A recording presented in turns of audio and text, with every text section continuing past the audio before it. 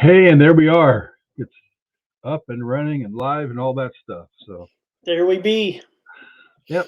Hey, welcome everybody out there to another episode of Lost Limbs Foundation Paranormal Radio Chat Network, or something like Yeah, that. Like welcome to maybe the show. reverse or whatever Yeah, it was. So, I'm gonna try to jump on there and shorten that while we're. Oh, that's a topic now, so it's like just gonna say LLF radio on. So we'll still have the paranormal chat. We'll just shorten it up so there's not like this huge tag on there. oh yeah, Yeah. yeah, that make life a little easier at this end for sure. So it's like, okay, what Yeah. is that again? I gotta look at my cheat sheets over here so I can figure out what everything is. So, Yeah. We could but just say paranormal chat on LLF radio. yep. Everybody's gonna be like, So how you "What's doing? LLF?" Not too bad. How about yourself? Busy. So let me turn off my alarm so it doesn't start that tonight. So, Yeah. yep, yep. Yeah, yeah, Just busier than heck it seems like lately. So it's we had a good weekend though. We had Tennessee Ray Chases were out there on Saturday night with Chris and Mike, and they had some stuff going on, some different places out there. So at Ashmore, so yeah. that was kind of fun. And yeah, we were Cool. talking that just before they left, there was a whole group of people standing there, and I said I'm really trying to get somebody to do a daytime type, celebrity type ghost hunt. And Yeah. he said, yeah, I mean, we gotta talk about that sometime. So the next day, Mike texted me and said, hey, let's do that. I'm like, okay. So so in November we're gonna have a double header out there. We're gonna have a daytime and then a nighttime. So That's that'll be awesome. a lot of fun. Yeah. So Yeah, people that's get good. tickets. We got it up on the website. You can go to ashmorestates.net, grab tickets for it. You can go Saturday during the day, Saturday night during the night, or you can go to both. You want to really experience Yeah. the building, hit both of them up, and they kind of cut the price on each of those, so make it a little bit better. And we're already selling tickets. It's already Yeah. going, so it should be fun. Should be a good time for those guys. Yeah, like I noticed it popped up really fast. I mean, they were there, and then it's like before you know it, what was it, Monday? I think it was yesterday. Yeah, it was Yeah, I think I put it already up just yesterday. up Yeah, and running. Yeah. yeah. He Yeah. sent me the message on Sunday, and I'm like, we're out there building. Norm and I were out there putting eye joists in the house and all that we're putting up out there, and he said, "Hey, let's do this." I'm like, "Okay, well, he'll have to wait till probably tomorrow now because by the time I get home, and then I had to actually, I was doing a podcast.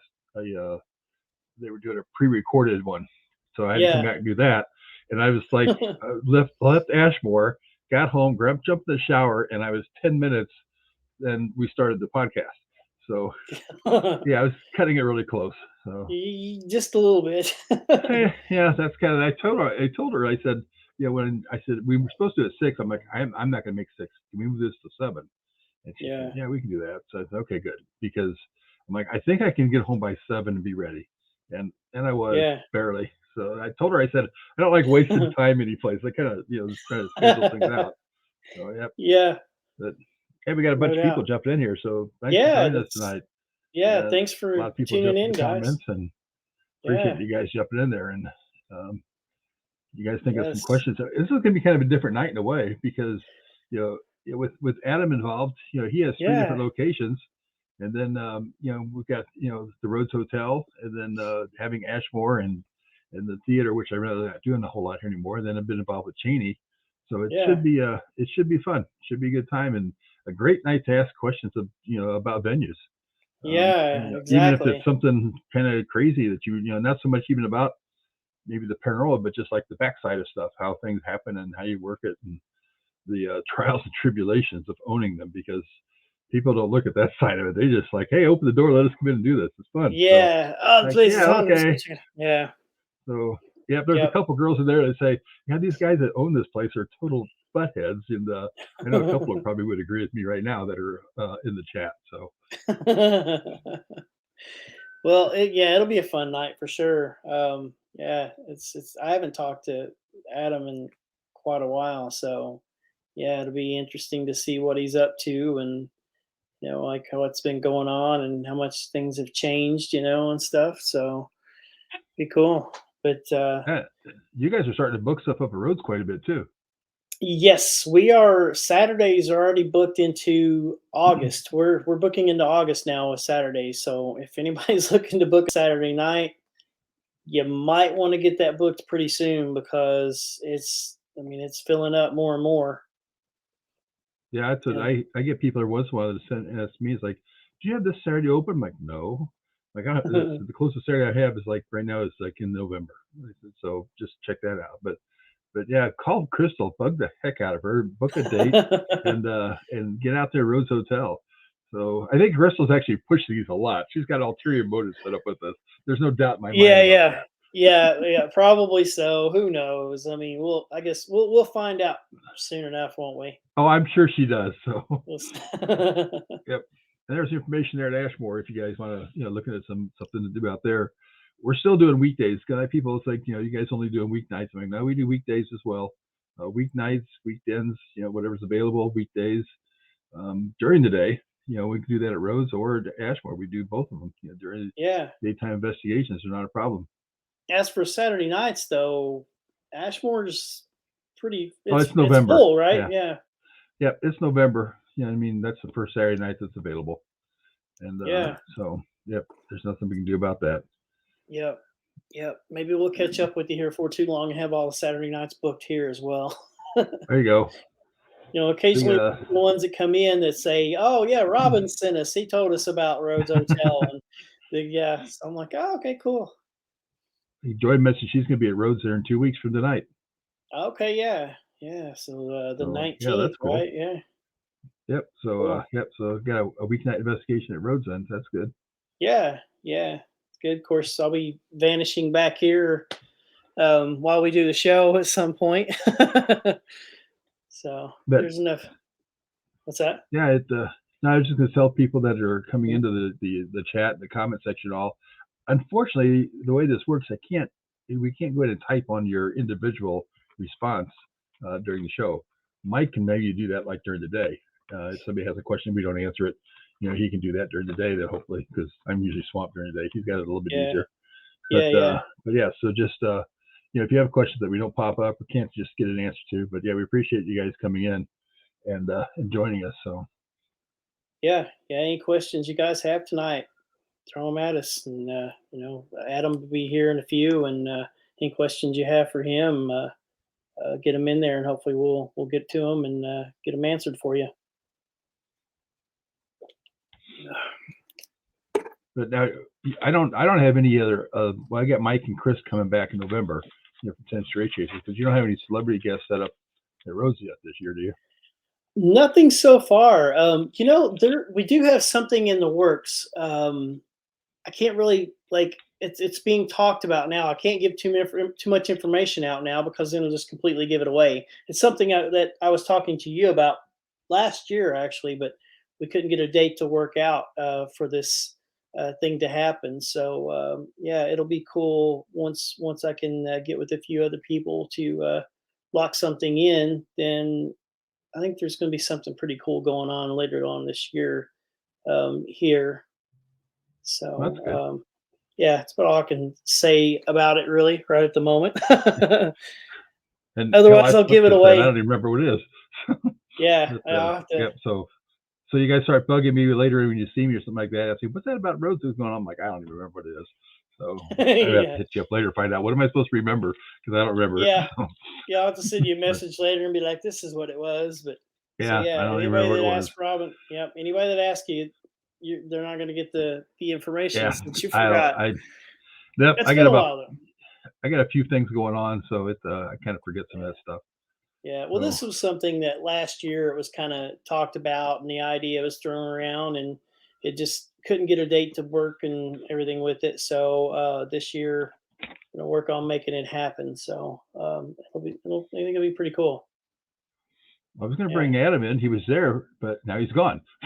So he's ghosted us or something. I'm not sure. So, but yeah, hopefully he'll be back. Accidentally to delete him out of there, or maybe hit the wrong button. Your mom's being a smart ass. She's in I see that. Memories are the first to go. So then why can't I shake some of those memories I have of us? Okay, and let me get out of here. And okay, with that being said, let's bring Adam in, and sounds good. We'll get things going with Adam. Yep. So, hey, there he is. Hey guys, how you doing? Can you hear me? I want to do. Yeah. Yep. Yeah, we got you. Excellent. Dude, Yep. I feel like I'm being called into the principal's office right now. Like, I'm with the big dogs.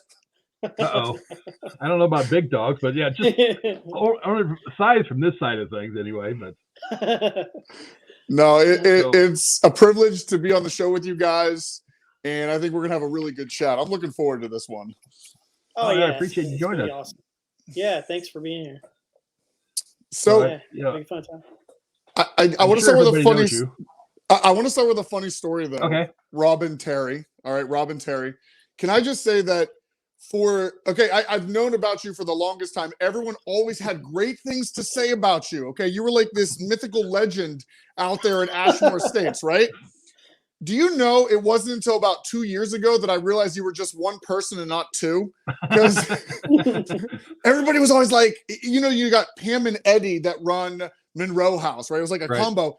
And every time I heard your name, Robbin Terry, I thought it was Rob and Terry, right?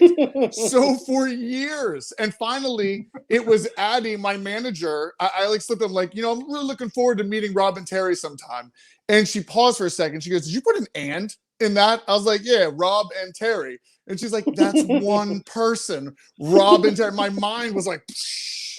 So it's good to see you, Rob and Terry. So, Thanks, yeah. and I Mike, had yeah, we've met Mike already. So this is Yeah, awesome. yeah, we know each other. Yeah. I Definitely. had a client once that he had a daughter and son-in-law that's name was Rob and Terry. And he was my client. And so his wife would say, "Hey, you need to call Rob and Terry." And he's like, what do they want? It's like, "No, the insurance agent, Rob and Terry." It's like, not Rob and Terry, your kids. It's like, "Oh, okay." It's like, he's like, God, it's so totally confusing in our house. Right. I see Right. that happening. So, yeah, I get that all the time. Yeah. So, No, either that's that, Terry Robbin. And what's really kind of fun though is when somebody sees the name and they don't know me, and they're like, "So what's this girl doing with this or that?"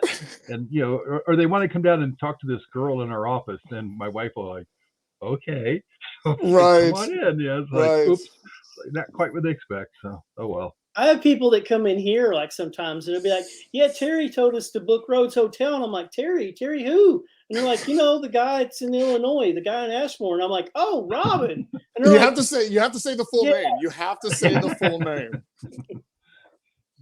Oh well.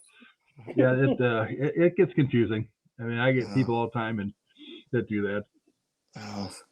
Got in trouble in high school when a teacher used to call out and say, "Terry Robbin here," and I never answered. And this was like back in my smart ass days, and not yesterday either. And but yeah, it's like sophomore in high school, and I think I went for like 10 days in there. And she finally like, "I don't think I ever called you out." I'm like, "No, you haven't." She said, "What's your name?" I said, "Robbin Terry." I said, "Well, I've called you." I'm like, "No, you keep calling Terry Robbin. I don't know who that is." Terry Robbin. Then I got stuck in a girls' gym class my freshman year in high school too. That was not all bad. Yeah, they got the name all messed up, and got stuck in girls' gym class. That didn't last too long. I figured I wasn't the only one that did something because like my mind was blown, and I'm like, this has been going on for a while. It was finally corrected. So for those that maybe not know you, tell us a little about Adam Kimmell. Yeah, so I've been doing the paranormal thing for about 10 years. Back in 2010, well, maybe 12 years now. I always say 10. It's been stuck in my head. 10 years, 12 years. I got into this like anybody else, just traveling to different locations, kind of seeing things. And ultimately, it would lead into purchasing the Madison Seminary, followed by the Fairfield County Infirmary. And it kind of gets into depth. And what's kind of cool talking with both of you guys being fellow owners of properties, it's always interesting. Like, why did we take a further step? Like, why did we invest in something that could seem kind of risky and things like that? But, and I can get into that. But as far as like the research, I run my own investigational team known as Resident Undead. It can be found on YouTube.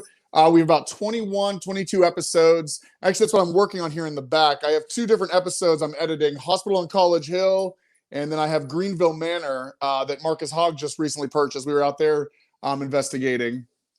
But it's interesting, and I wanted to ask you guys this. You've been doing this longer than I have, because I got Madison back in 2016 and Fairfield out in 2020. I've always wanted to ask other owners, like why I got into this, and I'll straight shoot it. Back when I was investigating and just traveling, we stopped at a location as Prospect Place, and the owner who had it currently, he's not there anymore. Historical Society's taken it over, and it is on the path to like incredible things. If you ever looked at Prospect Place, it's just a night and day from what it used to be.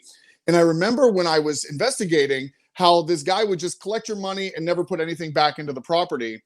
And I think he did to a lot of teams. I see owners that do that kind of stuff. And it was one of the things I said, if I ever get a property, I wouldn't want it to be run like that. You got to put the stuff back into it. And that's kind of what got me into like the way I run the properties now. And with Ashmore Estates and Rhodes Hotel, you guys have such a great rapport. From what I've heard from everybody in the community, like you guys are two amazing owners that put stuff back into it. But my question is, and Robbin, Terry, I'll start with you. Like, what got you in to wanting to save Ashmore Estates? How far back does this go? I actually ended up buying it in 2014. Went out and investigated. I think it was in 2012 or 2013, and it was a disaster. I mean, they had a haunted house in there, and it was stuff everywhere. And when I went out there to look at it, I kind of walked through the place and everything. And I mean, we were in the middle of the day, and we had to take flashlights and floodlights with us because you couldn't see, because the windows there were covered up with boards and everything, because there was one window in the entire building, and there's like 83 openings in the building. And yeah, there was something there that said, help our building. And I actually live in an old movie theater, and I built a house inside a movie theater. And so we redid everything there. And a friend of mine told me, he said, "Yeah, what happened was the spirits from the theater went with you to Ashmore and said, you should see what he's done to our place." And so, yeah, there was something there, especially on the second floor at Ashmore, that said, help our building. And I always thought that the people that lived there, the residents that were still there from spirits, they didn't care about living there. It was okay with them to live there. They just wanted somebody to do something with the building. And so that's why I ended up doing it. And I mean, I live 2 hours away, so it's a road trip every time I go over there to do something. And but it's been fun. I've enjoyed it. It's and so when Mike and I were talking a little bit earlier too, it's not something, and you can probably testify this, it's not something you're going to get rich at all. No, you go one of these locations, it's not, the bank accounts aren't rolling in dough. It just doesn't happen. No. If I didn't have the day job, it would never happen. And, right. So it's just buying the building was the cheapest part. Taking care of it after that is where it's expensive. I'm so glad you said that, because when I got Fairfield, it was given to it for $1. And wow, everyone's like, wow, no way. But if you only realize that's where your pain starts, you have to dump in so much more money after that. You got it for $1 for a reason. So I got phone calls from American Express the first weekend I owned Ashmore State, questioning the purchases I was making, because it's like I was going to 3 different places around.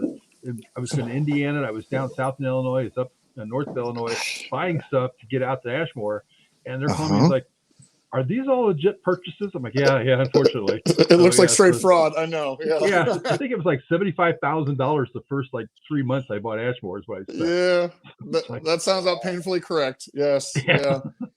And Mike, with Rhodes Hotel, how did you come across it? Because it's funny about Rhodes Hotel. I recently partnered up with a gentleman named Greg out at Indiana State Sanatorium. We were scouting for Destination Fear for their episode out there. And it was funny because as we were driving, Addie was like, we're about to pass Rhodes Hotel. So kind of like on our way, we go by there. How did you come across Rhodes Hotel and everything? The backstory there. It's funny, like the Gail that previously owned it, I knew her, and she always told me, she's like, if you want to do, because see what in the beginning, when I started the charity, it was going to different, getting different locations to do charity events, and bring out the people from the shows and sell tickets and raise money that way. Well, then, I ran into Gail when she owned it, and she was just like, "Hey, I've got this place, Rhodes Hotel, and if you want to come up sometime and do like a fundraiser, you're welcome to do that." And I was like, "All right, that's cool." So I was already familiar with the place. But then Robbin sends me a message one day, and he was just like, "Hey," he's like, "What do you think about owning Rhodes Hotel?" And I'm like, what? And he's like, what do you think about the charity owning Rhodes Hotel? And I'm like, it's a cool idea, but you know, like in my head, it's like two problems. One, the charity doesn't have the money, and two, if we did, that's kids that I could help, you know. So it's like it's a cool idea, but I'm not, you know, I'm no thanks, you know. And he's like, well, that's not what I'm asking you. He's like, I'm asking you what you think about the charity owning Rhodes Hotel. I'm like, all right, I'm listening. So then, you know, his thing was, okay, what if you had someone that fronted the money, no interest, and you know, I get my money back when I get it back, you know. And he's just like, well, you know, a portion stays with the charity, portion goes back to him to pay off the debt, and then you're not touching charity funds to do it. And I'm just like, I'm in. Let's do it. It's a win-win. Yeah, it's just like a no-brainer. After he said that, I was like, all right, let's do it. Yeah. So now it's like a home base for the charity, and you know, have that location now to do stuff. You know, I mean, the public investigations and all that stuff here now that raises money for the charity. I remember seeing that when you first opened it, and I thought it was genius. It's like what we do with cystic fibrosis during the MadCons. Like, you both have done incredible work with lost limbs, like 100%. And Mike, when we first met way back at Randolph, your mission had already begun, and you were doing incredible stuff. And I think it's great to, in a sense, I use the term weaponize the locations. It's great. The paranormal can save these properties 100%, like 100% save them, but we can weaponize them for further causes. Rhodes, you know, with lost limbs, we've got cystic fibrosis. It's absolutely astounding. You know, at Madison, we've raised, I think it's $26,000 in the last 4 years. That's awesome. Now, in the scheme of things, you see some of these rich people dropping hundred thousands of dollars in donations. The thing is, we've taken locations that were generating nothing, absolutely nothing, and weaponized them to generate the 26,000 and the X amount for lost limbs and stuff like that, which I always think it's incredible when I see the side work going on with these properties and stuff. It's such a bigger scheme and spectrum of what's going on. So yeah, since we're talking about that with the charities and all too, I just want to make sure I thank you and Addie for helping out. We did the birthday deal. We've been doing that for years. It started off as not a joke, but a Facebook deal on my birthday. And, you know, we raised a couple thousand the first year. I'm like, oh, this is cool, you know. This past year, we did over $8,000 for my birthday. Wow. Yeah, it was incredible. It was just like on Facebook, and it was like $8,100, something like that we raised. But appreciate you guys making donations with the locations that help us out do that as well. Absolutely. So yeah, I appreciate it. It's good. I think, you know, it's funny when I got into this game back in 2010, filming and stuff like that, I have seen more progress in the paranormal as far as, like, you know, with the properties and saving things. There's new properties popping up, and it's so wild. And I always use the term like, we're going to remap the paranormal. We're gonna regrid the paranormal. It's like new properties are popping up, and it's even the new people coming in. I have finally met Generation Z entering the game of the paranormal. All right. And it's so funny because when you have a property, you can see all the different, like, you know, we got tons of people that come through these places. And the normal demographic is, you know, individuals between 40, 50, and 60. Those are your teams that are coming through. But as of recently, you know, it's been such a pleasure to see a younger generation. We do the flashlight tours. You see the kids that come through, and they're between the ages of like 13 to 17 or so. But now you've got this new demographic that we're seeing that are coming and ghost hunting between, you know, 20 to 25 and 26. And it's just really cool to watch a span of all these generations ghost hunting and trading of ideas. I you know, people can claim they're experts, but man, the stuff I learn on the daily, just conversing, and even with this youthful energy that's coming into the paranormal, some of their ideas are really cool. It's maybe a view we wouldn't have, you know, taken, and that's what's so refreshing about it. But, and I know you guys have seen it too with the rabbit hole talk you guys have probably had at the properties. You get these teams that come in and they can probably talk for hours. I feel bad trying to push people away. I'm like, go investigate, because you don't want to be here all the time talking. You know what I mean? Like, but it's just great. It's just great the people you get to meet. Oh yeah, it's fun. We started doing a Kids Day, and as a donation for lost limbs, we do a Kids Day twice a year, and we sell it out. Ashley's in the chat, and I think Terry will be out there this year. We do a kids day every year. All lights are on. It's all during the day. And we look at it as more of a way to try to help the kids and teach them about the paranormal, but it also helps the parents, because you always have those parents that are like, my kid's over there and he's seeing something, he's talking to somebody, they're not there, I don't know even what to do. And it kind of scares them. So we kind of explain some of that to them and let them know that, hey, kids are a little more open-minded with some of this stuff than adults are. So it's I think it's a win-win anyway. Yeah, that reminds me, kids in the paranormal are so intriguing, right? You talked about the interesting things. We did Halloween stuff at Madison. We bring the kids in. This is once in a while, but we weren't prepping parents on helping them. The kids were already saying weird stuff. And it's one of the few times I've been creeped out doing this whole thing. When you've got kids that are like 5, 6, 7, or 8 walking in. And I remember one kid looking up as he walked into Mass, like, this is a really special place. And I'm like, oh my God, anyone else could have said that and I would have been okay. But you're like 5. You know what I mean? It's just intriguing when these kids and what they say, you know what I mean? Because you are right. Kids do have the gift. And, later in life, most children lose it as we go into adulthood. And it was interesting. There was just one of the patients' friends was out and she had her child. Oh God, he must have been like 3 or 4. And he was saying weird stuff. He was having conversations in rooms, but no one was there. And it was just so intriguing to watch. It's definitely a phenomenon that needs to be studied more. I think a lot of us do have it, and it's lost as we get older. I think it's, as children, the world is so big and it's so magical to us that we have no filters on life. Like, remember when we were growing up, everything was just so amazing. And then as we grow up, that filter starts to, this is life. This is how we do stuff. It gets real. It gets real. It's real. Yeah. But that's all awesome stuff. Yeah. Yeah. I don't know. Are your properties, Marcus had a question, are your properties on historical registry? Madison Seminary is. Fairfield, I'd have to check. I purchased it during Rona, when the world shut down. Go figure. I got it in February of 2020, and in March the world decides to shut down. I'm like, that's perfect timing. So there's still a lot of unknowns there. I'm pretty sure it should be on the registry up there. It's probably on the historical registry. I haven't looked into it, but yeah. I don't have Ashmore on there, and I never tried to, because some of the work and everything you do at these locations, you've got to really watch it when you're on the registry. And so I'm like, you got to cut corners, and not so much unsafe corners, but like the windows I put in the building. I got windows really cheap from a friend of mine, and had I gone to the registry, then they would have wanted them all put back pretty much just the same way they were. Like, well, when it comes, I think I understand your question. I have the plaque, but like, as far as following a registry, like getting grants and stuff, I do everything out of pocket.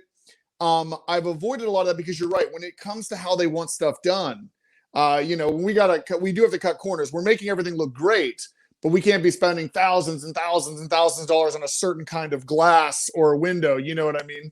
So right. No, absolutely. With Madison, it's just, the great thing about the paranormal, and you guys know this. There's Addie. There's the man. Yeah, the manager. The boss. Yeah, the boss is here. The boss said Fairfield is not. Yes, but that's the word. But yeah, when we're fixing stuff up, it's literally, you do the best you can. We've got great people in the paranormal that already have their skills, and it can get pricey. This is to give you an example, and you guys understand this. I had some brickwork, so the gutters need to be fixed at Fairfield. So the prior ownership just let it all fall apart, and I got it in a crippling state. I got to get the gutters fixed, but because that water was falling down the side, or the one far side, and bricks had loosened up because over 100 years ago, they're using like sand and any little things to make that mortar. So when water's touching it, it'll literally just decay away and stuff like that, or just break apart. Well, we're starting to do that, had a hole forming. And to get a guy out there, first I had to find someone who would be willing to do it. Because who's crazy enough to be like, hey, look at this. Here's this old building, and there's a giant hole forming. Most bricklayers, my uncle is one. It's not like a job you really want to take on. And this guy did it. He did it for $3,200, and that was a deal. I was like, oh, okay. And it's just like a small patch. But you can see as these things progress, like buildings, it can be pretty hefty to take care of them. So, yeah, you got to get creative. Yeah, when I bought Ashmore, there was no windows, no power, no water, no bathrooms, no roof. I mean, I remember that. Mike was there the first weekend I owned it, but yeah, it was. I filled up 7 dumpsters getting stuff just so you could walk through it. It was crazy.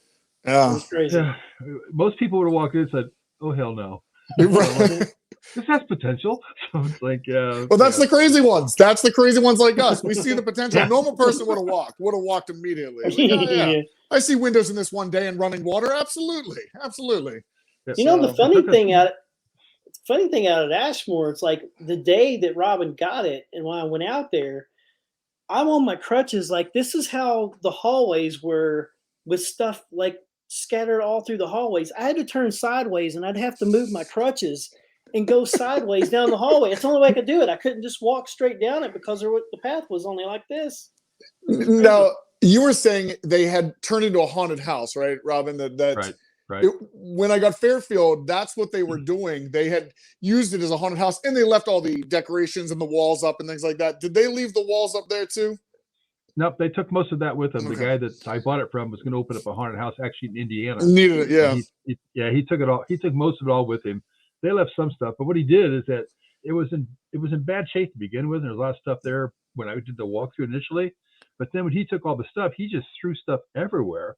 And the hallways were somewhat clean before. When he got done, like Mike said, they were filled. I mean, these hallways are about 6 foot wide, and you had to go sideways to get down through them. Yeah, it was about a foot, maybe, if that. Yeah, just the junk that was laying around in there. Yeah. But yeah, it was sad. No, it's incredible. And I will say from both of what I hear out there, you know what I mean? A lot of teams, we meet the same the paranormal community is very large. Okay. When I was saving Fairfield, I didn't really have to negotiate much. I was telling their politicians out there, commissioners, like, if you're not plugged into the paranormal, it doesn't make any sense. You know, like if I was my partner Greg out at Indiana State, it was big into LARPing. Okay. Live action role playing. I don't know anything about that community, but there is a large community that does it, you know, that dress up, you know, maybe medieval times, things like that. But if I had to explain that to someone else, like, you know, I don't have a taste of it, but with the paranormal, trying to explain to perhaps commissioners when you're negotiating and stuff, is there is such a large demographic of people across the country, especially more concentrated on the East Coast.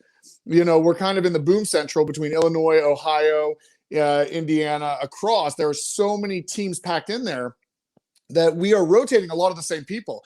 I have had people out to Madison and Fairfield that have been to Rhodes Hotel, that have been to Ashmore Estates. Like, you know what I mean? They see everything.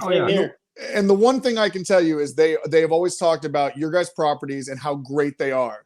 So, you know, teams get it. You know, there are some trash properties out there that maybe some of the owners aren't taking care of it, but there are a lot of good owners like your guys' selves that are doing incredible. And we hear about it all the time. And teams are understanding of it because, you know, I love when the teams come back through and they see the changes. They're taking note. You know what I mean? They see repairs. They see you add new furniture. They do take note of all these things. I take note when I go to places. You can tell who's taking care of it, who's not. And it is no easy task. You know, it's absolutely no easy task. So, for sure. But, yeah, it's wild out there. Oh, yeah, it gets to be a pain. And I think what's kind of surprising with a lot of people, too, is that we've got like a card rack inside. And I need to get some of your guys' stuff, too, but from different locations. And they're like, you got other people's locations here in your building? I'm like, yeah, because nobody's going to come to my building every weekend. So here's other locations you should go check out. And they're like, oh, okay. I'm like, it's not a competition.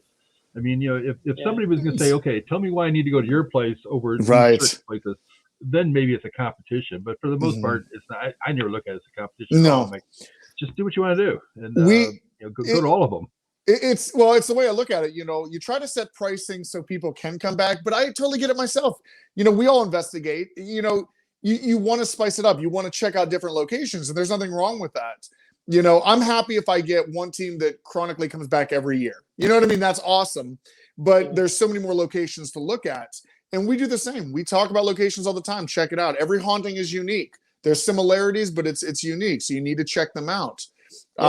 It's definitely not a competition because you just have to have that variety. Because like you were saying, Robbin, no one's going to come to the same place every week. They're going to get burnt out. You know, they're going to figure out like, okay, I've investigated this so much.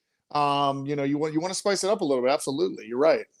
Well, like I said, each place is unique. I mean, you know, the history is different. You know, different things going on in these different locations, and you know, so I mean, it's interesting to check out all of them, and you know. No, we all get those regulars that come back every Oh, yeah. year, and then you get the ones that come and say, I didn't get anything. There's nothing there at all, and then they never come back again. I'm like, well, maybe it was just that night that wasn't working for you or something. We can't make them tap dance, so that's it's and I understand that completely. I've had teams that come in, and here's when it comes to the paranormal, and I can say this, I get so aggravated because I think I've seen this, and this is the problem with TV shows, and what happens is every TV show wants to be the first to go somewhere. All right. And I can understand why. It's to create the narrative.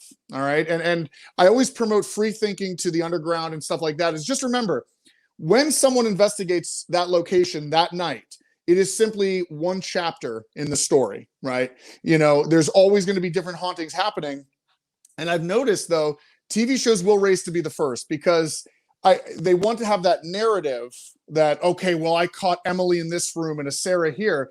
And it's funny how many teams I see that kind of, they run on that, right? So what I tell teams is, just remember, the TV show guided it out, but it is your moment in time. Because as you guys know in the paranormal, we can't make things duplicate. You can't, it's something happens one night. If one team gets something, I would say reference it, note that happened, but it's not always going to happen again, But you're right. I get teams that'll come in and they'll think just because they had nothing happen that whole night, they are the sovereign authority that'll say, well, that location's unhaunted because on the one day out of 365 days we went there, it was not haunted. It's like, come on. If you really want to study it, that's great. Go back to that location quite a few times. I'll have a team that'll come on Friday, and you guys get this. I love this because I know you guys can relate. Is you get a team on Friday, they catch nothing, but on Saturday, it's like a portal to hell opened up, and it's like day and night, and it's like, I'm sorry, man. It's either maybe that team that on Friday they charged it up and they just weren't ready. The activity was ramping up, and then Saturday got it. You know what I mean? Or vice versa. Friday has a wild night and Saturday doesn't. It's just how it works. You know what I mean? And you guys get it. So I've had a few times even sometime that same night.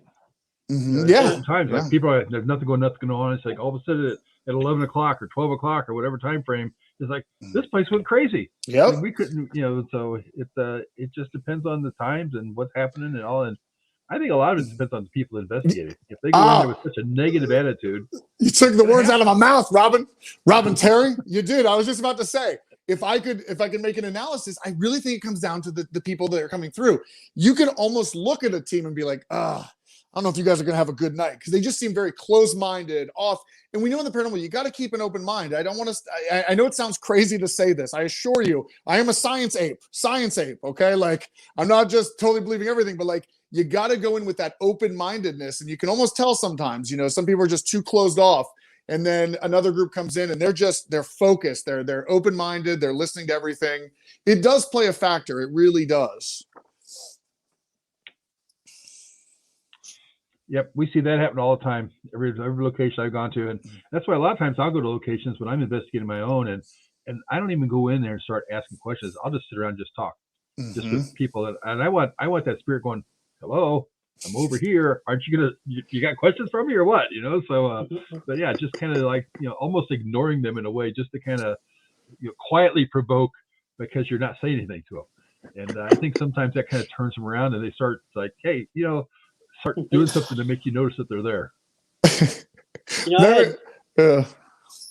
had a time when you're talking about that. I had a time here that I had a daytime group, and then that night I had a group, and the daytime group were like, "Oh, we got all kinds of activity," and then the people that came in that night, not much at all. Right. So, Amy, I use that analogy all the time to people. I tell them it's like fishing. I said, because people want to go. And Brad Kling, who I really appreciate and I really like a lot, but Brad told me before, and I think people miss it, is he'll sit there and tell us, like, hey, when you go in and investigate, go into that area, wherever you're investigating, and then listen to your recorder and see what you pick up. Because if you pick stuff up and they're answering questions and you wait till you get home, maybe the next time you come out, it's like, I'm not going to talk to them. They don't even respond to me when I answer them. That's funny you say that. There have been teams that have left that said they had a no pun intended, but a dead night. Nothing happened. But when they messaged back, they're like, they were answering everything on the recorders. And you're exactly right. Just because something isn't manifesting in front of you, or you're not getting any physical bangs or knocks, EVP is another phenomena. And if you're not checking it in real time, you're right. You'll go home and realize, man, they were super intelligent, answering everything around me, but I missed my opportunity. And we missed it. Yeah. And that's what Brad's always says, like, because I've had people that have gone out the building and spent the entire time they were there on one floor because they got so many responses. And like she said, like fishing. It's like if you go to a fishing hole and they're biting, you don't say, well, that's enough. I'm going to this one now. 15 minutes here, I'm going to the next one. And you stay there and keep working that hole. And the same thing is paranormal. You got to stay there and work that room. Yeah, you're exactly right. You stay with it.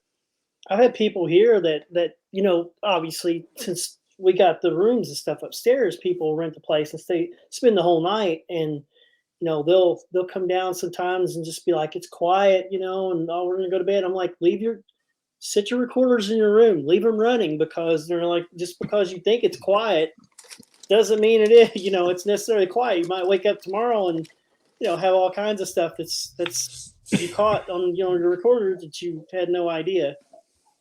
No, you're exactly right. Now, I have a question for you guys, and be honest for me. Have you ever walked through the building alone and do a sharp turn and pretend like you see something and do a hard stare and like a power play and then walk away to make them think you can see them? I'll go first. I do it all the time. Anytime I'm walking alone, do a little maintenance check, I'll do a hard turn into a room, dead stare at something for a good 5 seconds, do a nod and walk. That's great. Nope, I can say I haven't done that yet, but I said yet. So it sounds like something I have to go out this weekend and give it a shot. Give it a shot. It's fun. It's fun. This wall here is the back side of the hotel. So the door right here. So as soon as we disconnect tonight, I'm going to go in there and do that. Do the hard stare.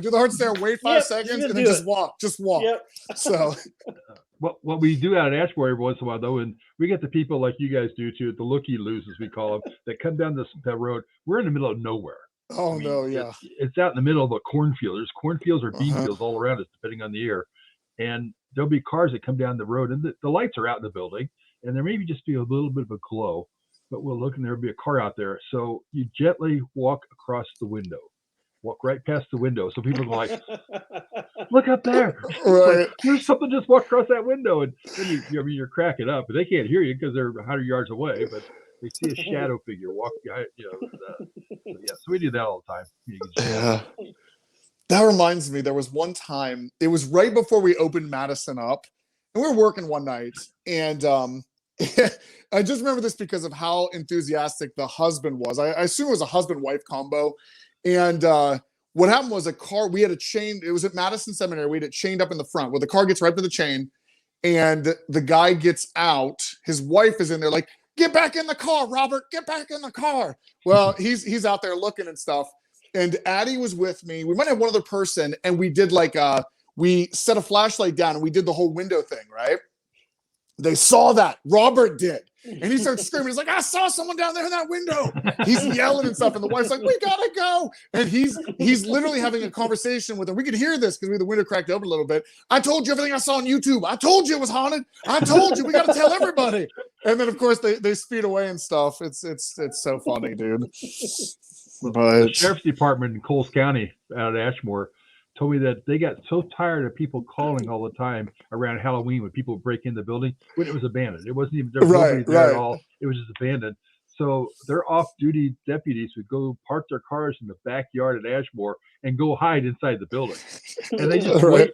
They just wait for people to break in the building, and they just scare the hell out of them. So it was better than just taking them to jail because they get out of jail in a little bit. But yeah, we scare the hell out of them when they came in there. They take off. That's funny. I had to see that. That's funny. I'm glad that the police there will go inside. Fairfield, they don't have a problem there at Madison. The police station used to be there in the 80s, and they all had stories. A lot of them did not want to go back in that building.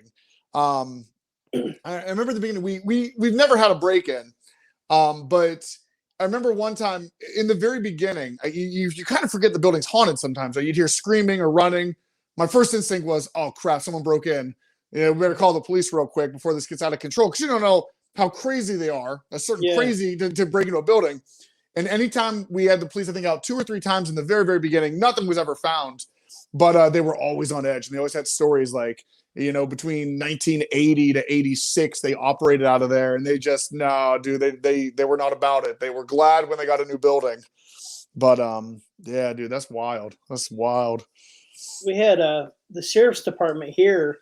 There's one cop that I heard that he saw like he saw a woman in one of the windows upstairs and wouldn't go by the place for months. Like he would circle away from the house, you know, away from the place. And there's a cafe down the road now, and they were doing something with the sheriff's department was there, you know, kind of like a meet and greet thing. I was like, you know, you never know if I might need them one day. So I'll go and say hey and talk to them. So, you know, I'm talking to a few different ones, and I talked to one of them, and then I told him about the place here, and that officer was there. So he's like, no. oh, wait. Oh, He's no. like, I know somebody would want to go see this place. He's like, hold on. So he yells at the other officer, and he brings him over, and he's like, this guy, like, he's at your favorite place. He's like, you should go down the road and, you know, and go check out his place. And he's like, what? And he's like, yeah, Rhodes Hotel. And he's like, nope. And he just turned around and walked off. He's like, no, I'm not going.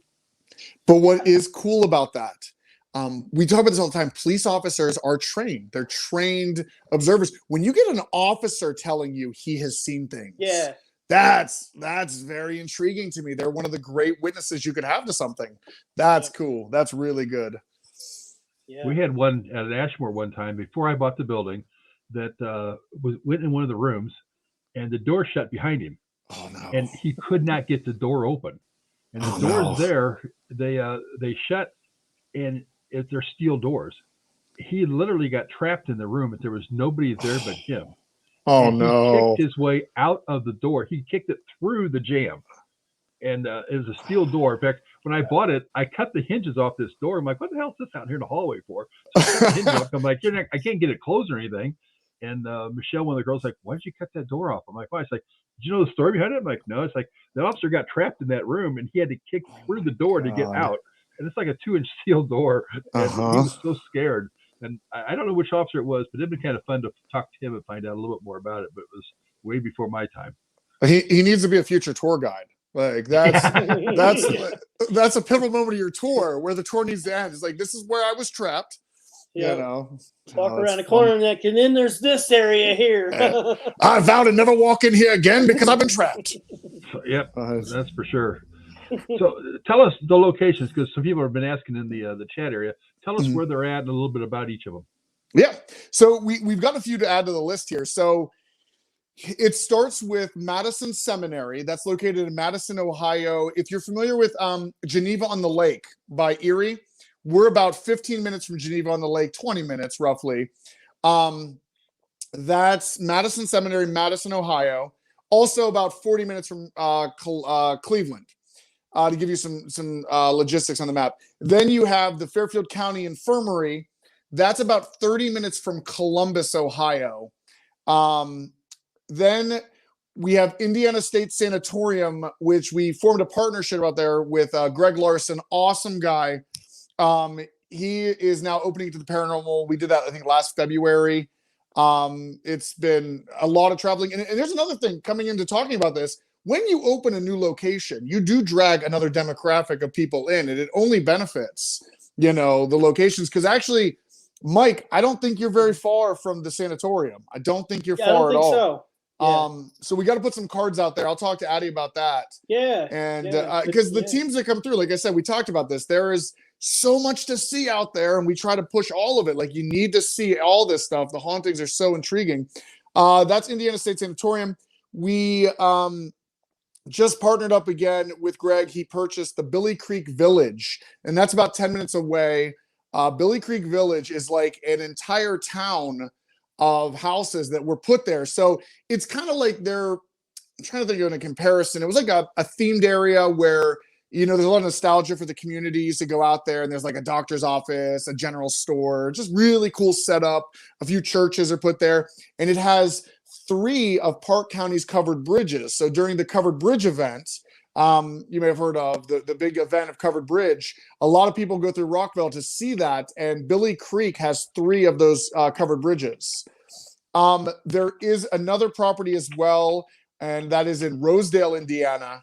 That is Stark Saloon, and that's being fixed up. It's got a very really wicked backstory to it, but it was like a brothel and a saloon mixed to it. And yeah, we've just been hustling. We're trying to, there's a lot of properties. I think the reason we're so amped and moving as quickly as we can is a lot of properties are getting knocked down. I know Addie, I don't want to spark any PTSD, but like Allentown, I believe it was Allentown. We saw Allentown. I think that was the property. They knocked that down. And I will tell you what, guys, if you look it up, it was beautiful. Some of these places just don't care. So you kind of have to be aggressive. It sounds like a quick land grab that we're going for, but it's either grab them or lose them. And I really regret, if you guys look up Allentown, it was insane. But anyway, that was the list of the properties that we were saving. There are more on the horizon. I've been looking at a few too, because the last few I mentioned are in a partnership. But it's tough because I still do the investigating. I never lost my passion for that. That's kind of what got me into this. It's like, how do I want to put the analogy? I decided I wanted to save the properties because if we're not saving them, then we have nowhere to go. You know what I mean? So it wasn't a like scheming agenda to get rich, because guys, we got this summit right here. We can tell that we are not millionaires.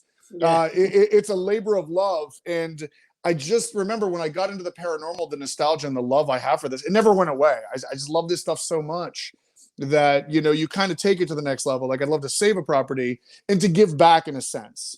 Because you can say you're making money off this, you're not. It almost breaks even with stuff, and you're always fixing something. You're always, the building is never at 100%. But I think what I get back from it is seeing the nostalgia for people. Like I love when they're like, I've never been ghost hunting before. This is my first place. Like, wow, what an honor to have someone for the first time come to your location. And you both have had it as well. You'll get somebody that's like, I've never ghost hunted before. And I love it because usually by the end of the night, I don't think I've ever seen any of them like not be impressed. And it tickles me because the first place I ever went to was the Villisca Axe Murder House, like really traveled to. I grew up 20 minutes from Hillview Manor. So like I went there a few times, but the one that gave me nostalgia was Villisca Axe Murder. And as you progress through this, it's kind of cool because you'll eventually go back to those locations and the nostalgia is real, and for those people that came to the place for the first time, I know what they're feeling. I felt it too. And I think the future looks bright. We've got a lot of big projects coming. Eddie Pence. I see you slithered in. He is awesome, dude. Eddie Pence. He was just at Fairfield the other day. I got your text. I didn't get to respond yet. I've been slammed. You guys get rowdy people sometimes, I guess. Like it happens to everybody. While Pence was there, you get these people that are like, hey, I want to go in. I want to go into this place. And it's like they don't understand that it's privately booked. And I know Pence had to throw down. Luckily, he's a superhero in after hours. But we do get some people sometimes that don't understand. If they're not plugged in with the paranormal, it's very easy. You can book, you can come, you get a whole time slot, but you still get some people that are just, I saw it on the picture tube, on my picture tube, and I want to go into that now. It's like, it's very, and another thing, like both of you guys, what we were getting into is like, how people were breaking into these properties before we had them and stuff. By doing what we do, we offer a new level of security. It's like, keep the place busy and, you're never going to have a problem. People know Ashmore Estates is active. You know what I mean? Like it's not a decrepit building. Rhodes Hotel, they know, it's almost like keep yourself in plain sight, and we really haven't had any issues. But yeah, so anyway, that was probably a splur of everything, guys. I'm sorry if that was all across the board. You're fine. Yeah. Wooly, yes, Wooliver, one of my right-hand men there. He gets it he's been in it with me from the beginning with Addie and everybody. And you get people that say you're in it for the money. Oh my gosh. I get all the time, and it's why it's refreshing talking to you guys, because for a while there I didn't have a lot of owners to talk to. So you don't get that to vent with, be like, hey, they got the message wrong, they don't know. There's only a very select few people that have been doing this and taking on the properties. It's not easy, That's the first year I bought Ashmore. I spent $75,000 just to make the place, just so you could get into it. It was crazy. these numbers are real. And I know, like, you know, like for Fairfield, getting it for $1, that just means a lot of pain's coming. They give it to you for that price. That's worse. It's like, oh, you got it for 100,000. Oh, maybe there's furniture and electricity in there. But like, you know, if you get it for $1, the pain's coming. And you're exactly right. 75, and that's probably bare minimum. That's 75,000. Well, that was just to start with. Yep. That's 75 doesn't go far, but it's needed. It's needed. Oh, yeah. You had to do it if you're gonna, you know, if you want to try to save the building and put it up. And in fact, I've got an article from the newspaper in 1999. They wanted to tear Ashmore down because they said it could never be safe. That the building was collapsing. Nobody could, you know, nobody could do anything them wrong. Yeah. It's like, hold my diet soda. I think what it is, and I've had trouble with politicians too. I remember when I was saving Madison, they called me crazy. They're like, "There's no way." And I'm like, well, first off, I've been out there on the circuit. I know this can work. I don't think anyone ever thought the paranormal, right? And you got your urban explorers, your photographers and stuff like that. But the paranormal is your majority of people coming through. Can that demographic save history and save these buildings? And the answer is absolutely yes. You know, the articles of, like you said, at Ashmore, they wanted to knock it down. Fairfield wanted to be knocked down. In the 80s, they wanted to knock Madison Seminary down. But you know, all of us have found a very creative way to intertwine what we love and saving things together. So it's I applaud it. I applaud with all the work that's going on out there. Yeah, I had the first year I owned it. I think I was there the first weekend. I had a farmer that owned the property around me, pulled in the parking lot and said, "Hey, some of that metal from your building's blown out there in my field." And I said, "I'll take a look." I said, "I just bought this yesterday." I said, "So, but it'll be, if there's metal out there in the field, it'll be gone by tomorrow." He goes, "Yeah, I've heard that before." And he left and never came back. And we got the metal out. The next year, a whole year later, he comes back and drives in the driveway. And I'm like, "Oh, great, this is that same guy." And he cuts out. He's like, "Well, I just wanted to let you know, people in Ashmore are talking." I'm like, "Okay." And he's like, "They're talking about how good this place looks compared to how it's been the last few years." I'm like, "Really?" He said, "Yeah, it looks great." He said, "You've done a good job with it. It's no longer really an eyesore sitting out here." Yeah. And I said, "Well, tell you what, I got like 40 or 50 feet of cow manure and horse manure in the back. You got any idea of any farmers around here that want that for their garden?" And he's always like, "I'll come by and get it from you and put it out in my field." So he came over with a brand new tractor and about 100-year-old manure spreader and was spreading it out there in his field. So it's worked out, but especially when you can start talking to some of the locals. Yeah. Okay. Can you guys still hear me? Yeah. Okay. My headphones went. Someone tried to call in, and that's fatal during interviews because then it like all of a sudden screens went. I was like, no. You know what's interesting though? What you're saying though. I think a lot of people believe that you have to rehab a building back to like state of the art, right? Like I see a lot of people arguing and say like, you know, when they see these old buildings, well, let's turn it back into this or that. And that's very difficult. That's when you're dealing with millions and millions of dollars. Right. But there is a way to save it and historically preserve it. And I think that's just what blows people's minds. You do have a steady flow of income. You know, it's a pay to play. Right? It's a pay to play because we all appreciate it. We're all putting into the pool because it's like protecting our favorite fishing hole, right? You know, you get your permits to fish at a lake and things like that.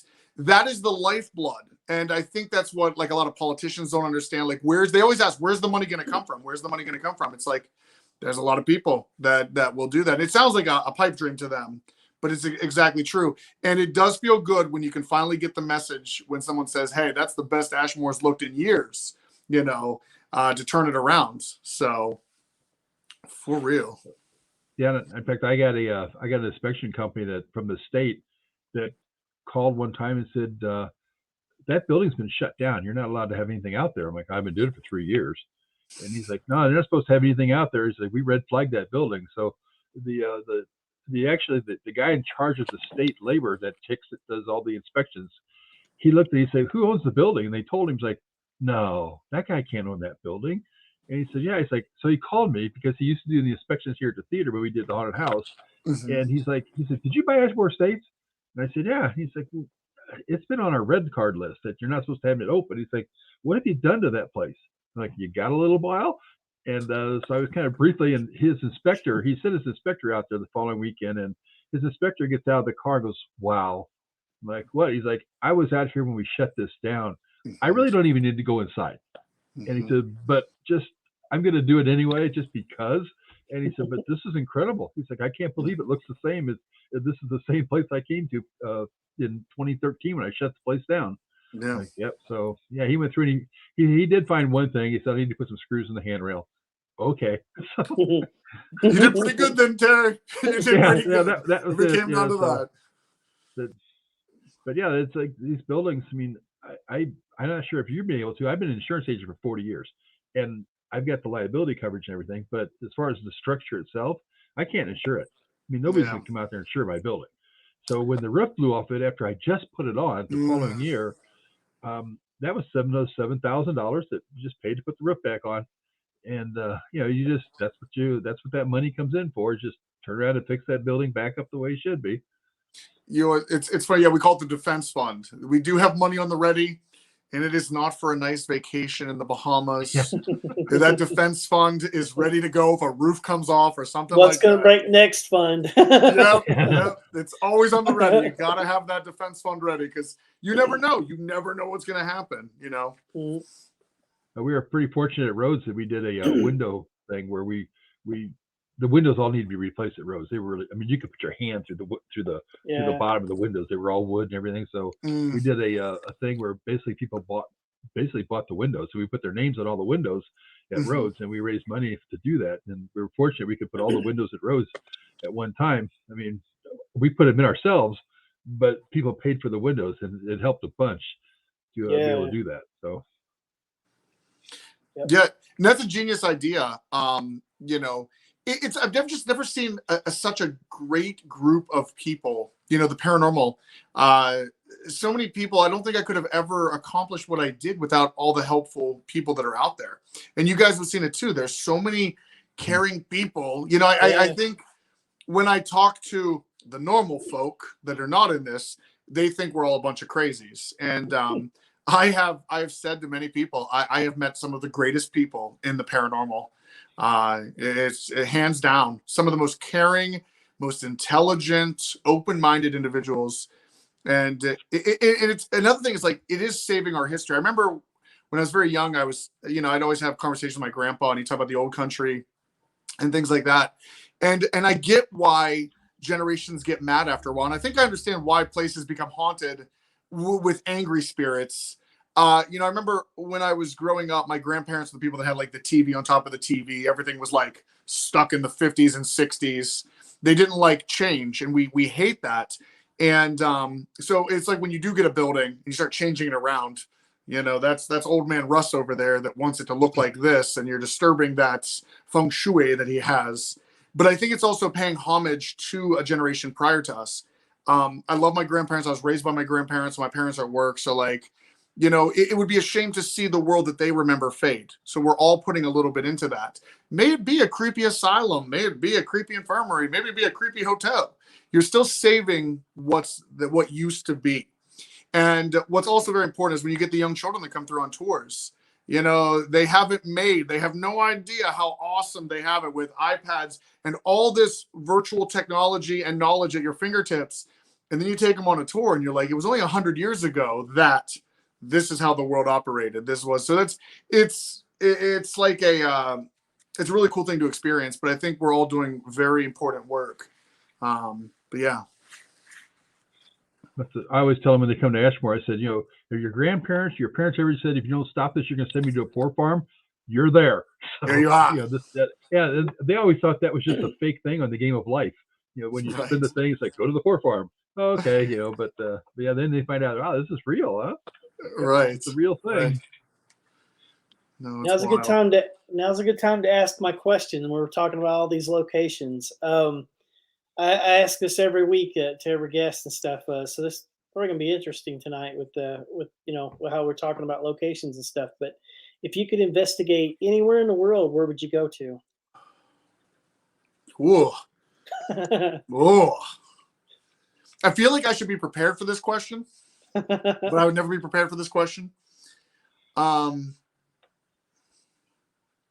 If anywhere in the world was accessible, you know where I'd want to go? Like we could just go right now. Everything's paid for. access. I would want unprecedented access to the pyramids. Good one. And, yeah. And it's only because, you know, it's funny. We always talk about like the hauntings go back about 100 years, but how far do hauntings go back? You know, and that can get into the deep conversation of energy moves on. You know, we know there's a conversion of energy. I knew it. I knew she was going to chime in. I knew it. And I wanted to say Chernobyl, but I was like, that's Addie would love Chernobyl or Dracula's Castle. Yes, they are on the list. They are on the list. The reason I picked the pyramids, though, is because I'm very curious to see if there is anything is there from that. You know, and this can get into rabbit hole talk. Energy may move on after a certain amount of time. You hear these stories of like, you know, ghosts stick around because they have unfinished business, right? Well, if that's the case, when said business is done, what now happens? Do you reincarnate? Do you move on to a higher existence where energy goes? You know, I'm just thinking from a scientific approach. It's just intriguing to me because if there is something in the pyramids, I don't know if it's actually Egyptian or, you know, does the haunting roam something else there? And that gets into a lot of deep talk too, but I would just be intrigued. I want to get deep into those tunnels and see what would communicate. Yeah, that'd be awesome. Mm-hmm. That's one of my top ones too. Yeah. But Julie, well, now you guys can't do that to me. You can't just ask me. I gotta ask you guys now. If you could go anywhere in the world, where would you go? Robbin, you first. Yeah, I think the you know, a lot of people said the White House before and all. I think that'd be interesting. And That's you know, if I wanted to do something really close, I'd go to Lincoln's home, which is 20 minutes away from me. And just because it'd be kind of interesting to find out if you could pick up anything. I mean, he's done so much in history. Yep. Plus, he was an investigator himself. And so it's like, give it a shot. And I know they've had experiences there because I've asked tour guides there. And he's like, oh, we're not allowed to talk about that. But so, and I always ask them when there's nobody else around. That way they don't get in trouble because they're going to know that they said it. So, but yeah, that's I think the White House and Lincoln's home because it's close to me. That's a good pick. What about you, Mike? You know, going back, like I said, you know, Egypt is one of the top ones for me, but the catacombs probably is the next one. Probably those are probably like, you know, neck and neck with you know, with each other. Terry said you're gonna check out the aliens there at the pyramids. We could go down rabbit holes because it's true. There's another reason I want to get inside the pyramids. I know there's stuff we're not being shown, so we could have unprecedented access. You know, there's we're looking for ghosts. See if there's any that stuff there, but I would love to see the architecture alone because you know we can't duplicate the pyramids. We can't. Yeah. And I'm not trying to say that I'm a huge Ancient Aliens fan, but they're right.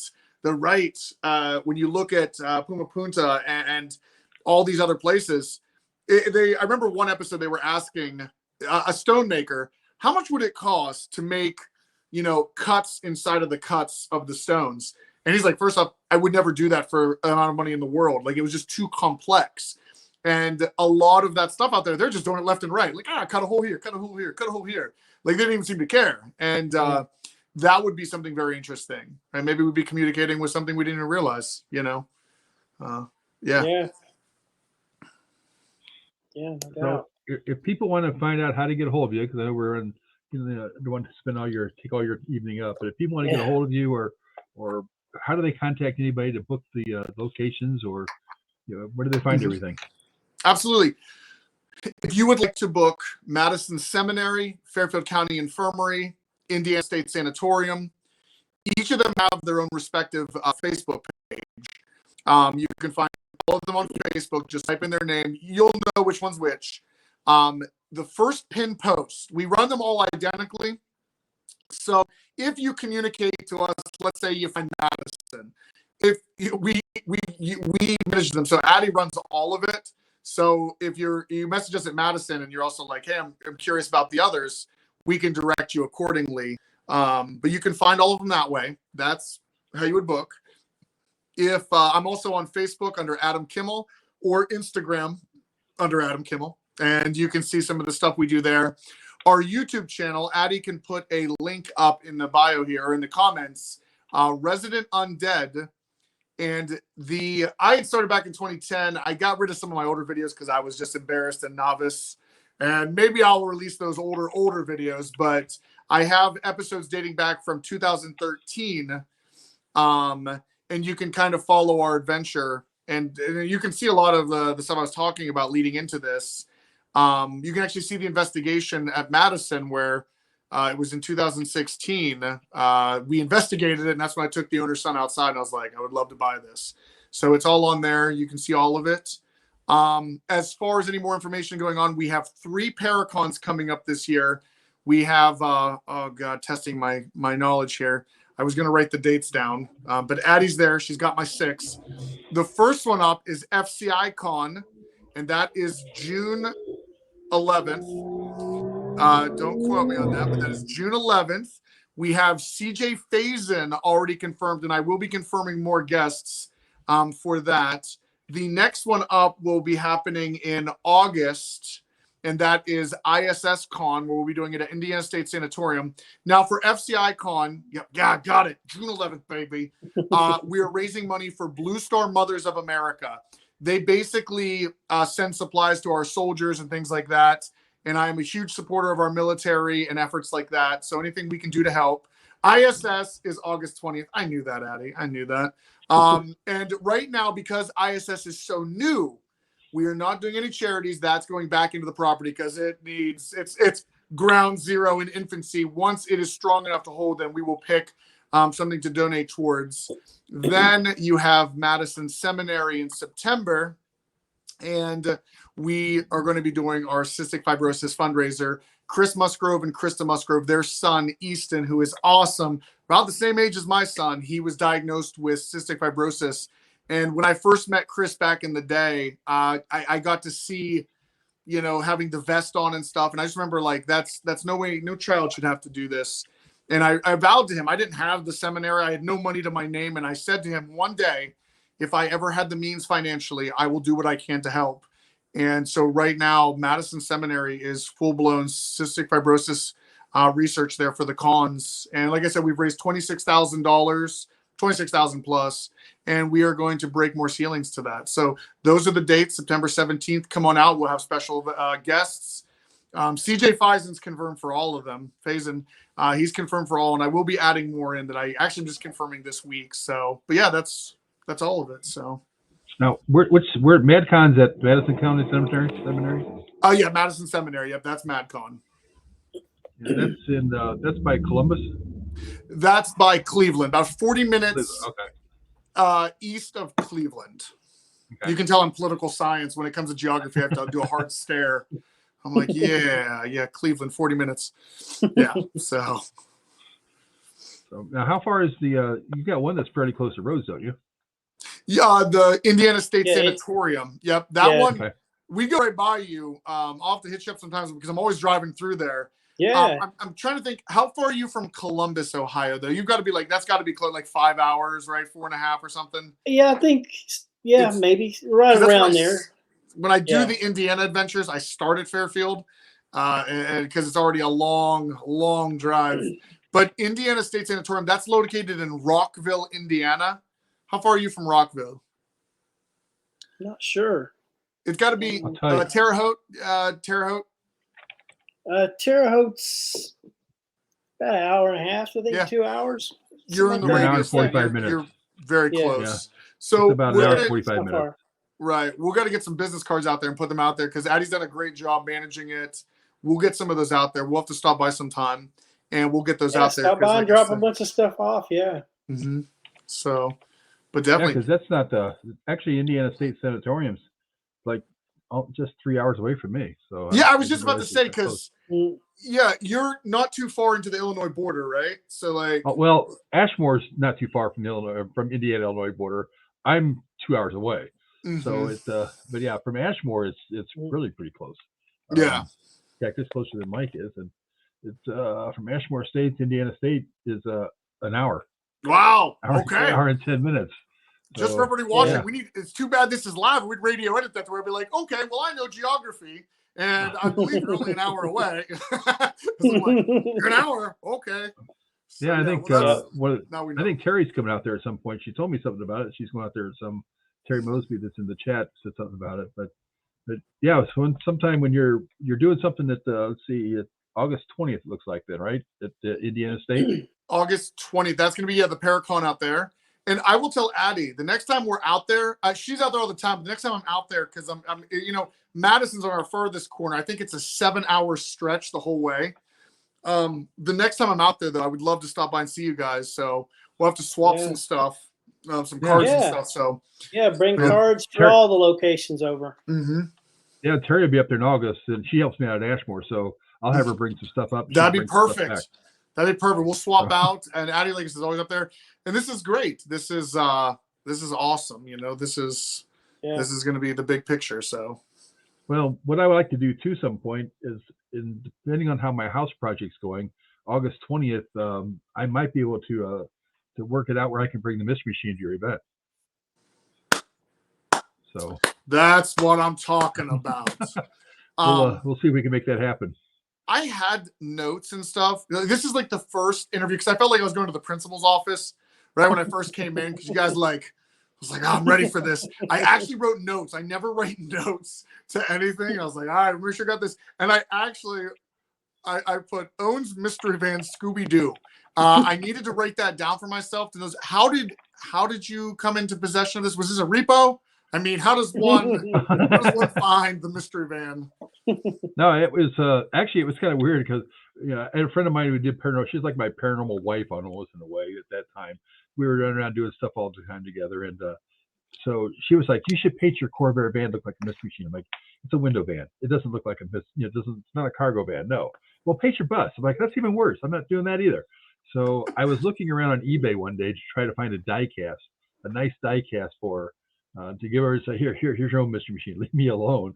And I came across this guy with a listing that said mystery machine owned by Hanna-Barbera Studios. All this.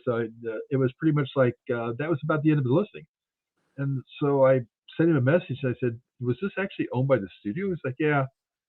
And I'm like, "Okay, your listing sucks." Because this is one. I mean, the one. It's horrible. And so I talked to the guy. I said, "Well, I'm interested in buying it." And he said, "So what do you want to do?" And I said, "Well, I'm going to use it for paranormal investigations and helping children's charities and things like that."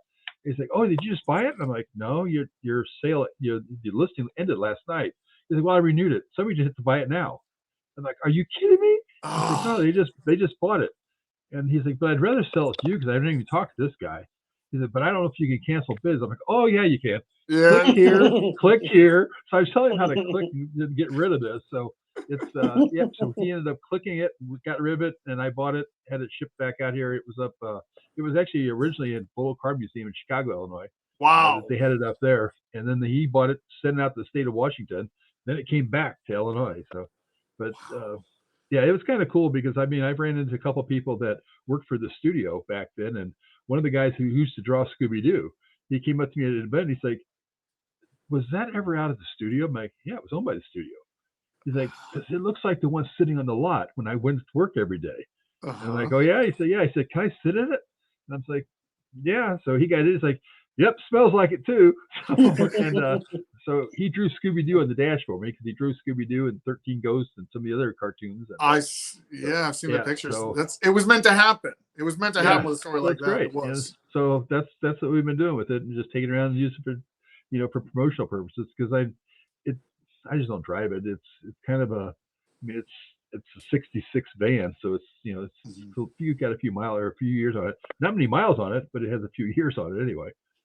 But yeah, in fact, I know that I've got to be in Michigan, or I'm personally not the van, but I'll be up in Michigan Paracon the following weekend. So I don't think there's anything going on that weekend. Like I said, as long as I'm far enough along in the house project, then I'll look at bringing it over there because it's not it's a in fact even from let's see what it is from Auburn, and it's you're just under 3 hours from me from Auburn, so from here where I live. Awesome. Yeah, so it's not too far. Bad. Yes. Everyone's seeing this live in the chat right now. How awesome! Yeah, well, we will coordinate. Addie's watching it. We'll coordinate. We'll make this up. That's so awesome because that band is like famous. I see it at all the cons and stuff. And I didn't put two and two together for a while there. I'm like, that's wild. Well, that's kind of awesome. funny. I appreciate you that. mentioned that Dakota Layden. I talked to him last year in Minnesota.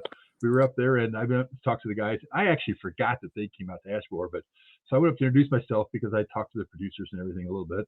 And he's like, oh, I say we start talking. He's like, hey, have you been down down there in the room? And I said, yeah. He's like, the mystery machine's sitting down there. I'm like, yeah, I saw that. And I'm like, he doesn't know. So he's like, yeah. He's like, that's so cool that it's down there. He's like, we're hoping we can get a picture with it. I'm like, well, I'm sure that could happen. He's like, it'd be really awesome if we could sit in it too. I'm like, that could probably happen. And he's like, are you serious? I'm like, yeah. I said, I know the guy that owns it. He's like, really? He's like, you do? I said, yeah, it's me. And he's like, oh my God, you know? And so, yeah, so they were all back to my profile, or not profile, but my picture right now is when they were up in, they were all up in the one Fort Wayne. And Joe Chin walks out in front of the whole cast of Destination appears in my car. Joe Chin walks out like he got ran over. I saw their video on Instagram. I did, and they do have footage of the mystery van. That's cool. Yeah. So it, but yeah, in fact, we've done a lot of indie films out there. We've always joked about, doing one of those little comic things where there's like a big fight going on inside Ashmore Estates, and they're shooting this indie film, and then the mystery machine drives down the road. And you just like, was that, so people are fighting, and they're like, and just so the people watching that, the people watching are like, was that the mystery machine that just drove in the background? So just thought it'd be kind of funny to do sometime. Oh, that's funny. It's funny. But yeah, I have to make sure Eddie get a hold of me, and we'll see if we can set that up. But I'll know more in the next couple of months. We just started this project, so it's I got to get it done by August. So a big part of it anyway. So Ashley sitting here is like, yes, you need somebody to help you take it up there. Well, then Ashley, you need to come out there so we can make sure we get that house done that you're going to move into. So Ashley's got a goal. Yeah. But definitely thank you guys for having me on tonight. Thanks for being on. Yeah, it's been a fun night. It's good conversation and stuff. Like I said, we always talk paranormal and stuff, but it's great to talk to other property owners, and you guys are doing an incredible job. Trust me, all the way up in northern Ohio, we are hearing your names, and people are loving it. You too. So absolutely, it's better there than through the post office on the bulletin board of the post office. So yeah, I appreciate that. Mm-hmm. Absolutely. But yeah, thanks for joining us tonight, and thanks for everybody that's joined in here and asked some questions and all. And check out Adam's locations. Get a hold of Addie. That's the best thing. Just get a hold of Addie. Yeah, make this easy. Just get a hold of Addie. Yeah, we'll take care of it. I need an Addie. I mean, Mike's got Crystal. You've got Addie. I gotta have somebody that can just contact them and take care of it all. So I got 3 great girls that come out and help me out the building. So that helps a bunch in itself. But yeah, true. It's the secret of success. Yep. Oh yeah. Yep. So, and they love it too. So that's what they enjoy going out there. So that's what helps a bunch. So, well, Adam, thanks again for coming on. We appreciate it. We will chat with you sometime here soon. Absolutely. Thanks again, guys. We'll talk soon. Thank you. Right, see you. Thank you. Night. So, yep, that was great having him on tonight. That was fun. Yeah.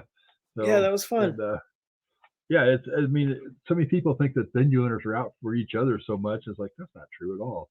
Yeah. I've talked to Daryl at Post Town, talked to, down at the Mattingly's from at Waverly, Roger over at Cheney. It's like get along with all these people that do this stuff and have a good time with them. And you kind of swap some stories, and you kind of, and the good thing about it too is when you have somebody that's a problem, you can kind of pass that along too. If you got a team that's causing issues and stuff like that, hey, watch these guys here, they're doing this or that. And it's like, great, thanks. They're not I don't have them scheduled, but if they do, then I'll know to watch out for it. Yeah, so you kind of have the heads up. Too. So yeah, so everybody out there, don't think that we don't talk. We yeah. But yep, like Aaron said, everyone needs an Addie. Yep. Addie's the one that contacted me when at my birthday time, to add the locations on. So yeah, that was great. That's why. Thanking her and Adam earlier for doing that. But yeah, well, I think we're gonna get out of here pretty quick here. Call it a night. Yep. Yeah, call it an evening and let everybody go. But appreciate everybody coming on. And thanks guys for tuning in. And then let me see here. In fact, I don't remember. Oh yeah, next week we we've got Maria Juliana. She's a author and medium, and I guess she had a really close near-death experience that she's going to talk about too. Yeah. And I've honestly have never met her, but Yeah, she same contacted here. me and was interested in talking. So, she's told me a little bit about what's going on, and so I think it'll be kind of interesting to hear from her and Yeah. see what's going on. So we'll have her on next week, and Yep. so that should be a good night. But we appreciate everybody coming on and joining us tonight. So, Yeah, thanks again, guys, for tuning in. and we will see everybody out here next Tuesday night, same bat channel, same time. So Yep. have a good evening, everybody. Good All right. night, guys. Good night. My name is Mike, and I'm the founder of the Lost Limbs Foundation. The Lost Limbs Foundation is a 501c3 nonprofit organization that provides assistance to amputee children in need of prosthetics. I started the charity after my own struggles after my leg being amputated just above the knee. Prosthetics cost thousands of dollars, and the average lifespan is 5 to 7 years on a prosthetic. Kids are constantly growing, so they'll go through multiple prosthetics throughout their life. This is the prosthetic leg that I use, and the cost was about $70,000. The Rhodes Hotel is in Atlanta, Indiana, and is owned and operated by the Lost Limbs Foundation. We are currently doing photo shoots, ghost hunts, and special events to help raise money for the charity. For more information, you can go to lostlimbsfoundation.org. With your help, we can help these kids one step at a time.